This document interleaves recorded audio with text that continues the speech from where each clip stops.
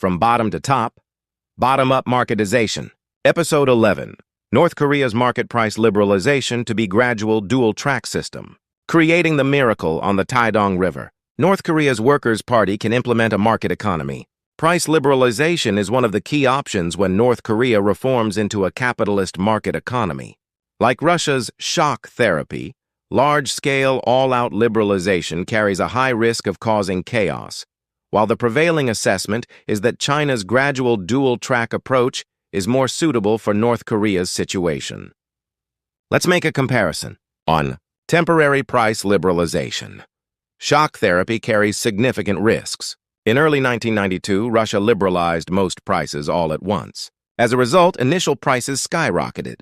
In just 1 month of January, consumer prices surged by over 250–300%, and annual inflation exceeded 2,000%. GDP decreased by more than 40% cumulatively between 1990 and 1994, and the collapse of the production system led to increased unemployment and a decline in real wages. As the value of accumulated savings evaporated and the poverty class expanded, life expectancy for men plummeted from 64 to 57, and social instability intensified. Trust in reform also declined due to corruption and the emergence of an oligarchy known as the oligarchs. Under the planned economy, prices were distorted. As the shackles of state-controlled prices, which were significantly lower than actual value, were released, market prices skyrocketed amidst supply shortages. This was compounded by the lack of market economy institutions, such as the creation of competitive markets and financial systems, compounded by the political chaos caused by the power vacuum immediately following the dissolution of the Soviet Union. There is a high likelihood that chaos will occur in North Korea as well if prices are temporarily liberalized. In North Korea, the rationing system effectively collapsed during the arduous march of the 1990s, and Jangmadang market stalls expanded. However, official price controls, such as mandatory procurement and state-fixed prices, remain strong, and the supply infrastructure for fertilizers, energy, and machinery is weak. If liberalization occurs all at once, the prices of food and daily necessities could skyrocket. There are also risks unique to North Korea. Due to sanctions, there is a constant shortage of foreign exchange and imported goods, creating factors that could cause price surges. The low credibility of the North Korean currency makes it vulnerable to devaluation. The lack of market information infrastructure hinders the balance of supply and demand, and the resource allocation system centered on the party and the military leads to imbalances in resource supply and demand. There is already a history of inflation and chaos that occurred during the drastic price and wage hikes following the July 1st economic management improvement measures in 2002. The failure of the 2009 currency reform serves as a similar lesson. If market chaos caused by skyrocketing prices leads to regime instability, it will be difficult for the North Korean leadership, whose priority is maintaining the regime, to tolerate it. If the chaos intensifies, there is also a possibility of backlash or the defection of the elite. In conclusion, it is highly likely that chaos similar to that of Russia will occur in North Korea. In particular, a greater shock is expected as initial conditions may be even worse than those in Russia. 2.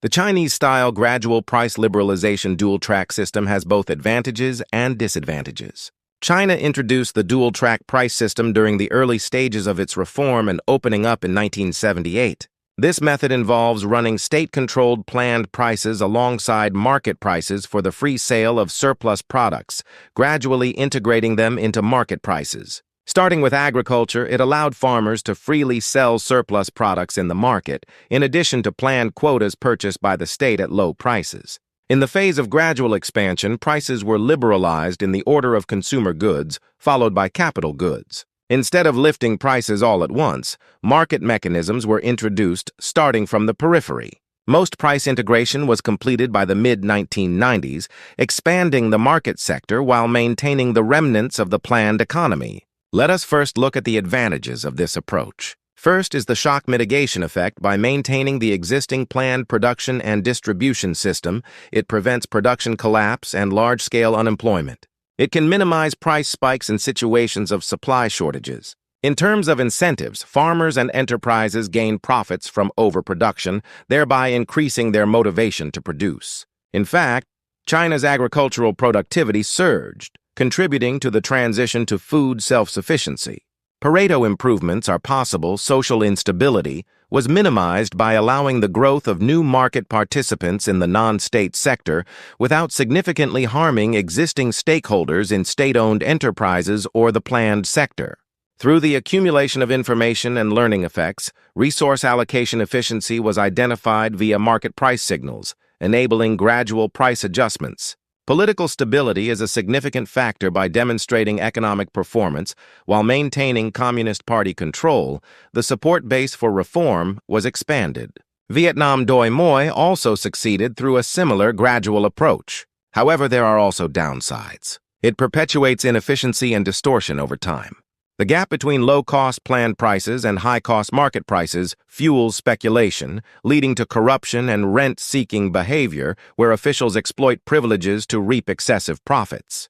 The practice of diverting low-cost resources through official channels to sell in the market becomes rampant. Unfair competition is also a problem if state-owned enterprises receive preferential treatment for resources at low prices. It hinders the growth of the private sector, resulting in a loss of efficiency in the early stages. Transition costs also increase management costs associated with the dual structure, and deepening corruption have long been issues in China as well. Furthermore, it takes a long time to achieve full marketization.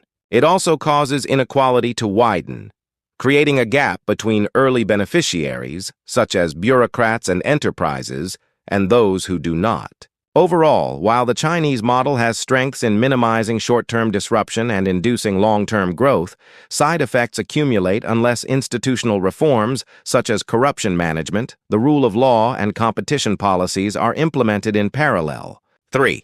We recommend a Chinese-style gradual approach to price liberalization in North Korea. Considering North Korea's situation, where regime stability is the top priority, supply is fragile, and a market already exists only partially, temporary liberalization should be avoided, and a Chinese-style phased approach is desirable. In the short term 1 to 3 years, starting with agricultural products and consumer goods, the field responsibility system should be expanded to allow the free sale of surplus produce. The proportion of mandatory procurement should be gradually reduced, and market price signals should be utilized while maintaining state control over the prices of daily necessities such as rice and corn. In the intermediate period, 3 to 7 years, the scope should be expanded to include capital goods such as fertilizers and energy to reduce double price disparities and establish market infrastructure such as wholesale markets and exchanges. In the long term, most prices should be fully liberalized, and competition policies and antitrust regulations should be implemented in parallel. These parallel measures are key to preventing chaos. Fiscal and monetary policies should be strengthened to absorb excess liquidity and promote macroeconomic stability. Supply-side support, such as agricultural investments like irrigation and seeds, energy improvements, attracting foreign capital, and expanding special economic zones, will be expanded. Social safety nets, including subsidies for vulnerable groups and measures against unemployment, will also be established. Institutional reforms, such as the protection of property rights, contract law, and judicial independence, are also essential. Considering the reality in North Korea, since the Jangmadang marketplaces are already functioning to a significant extent, a hybrid model combining government-led gradual reform with bottom-up marketization, which involves formalizing, regulating, and expanding these markets, could be effective. The success factors of China and Vietnam were that they were pragmatic experiments that maintained political stability. North Korea can also pursue this under the pretext of a huge market economy while maintaining regime control. A Russian-style shock is politically unsustainable due to the severe short-term pain, while a Chinese-style gradual approach is stable but slow and carries the risk of corruption.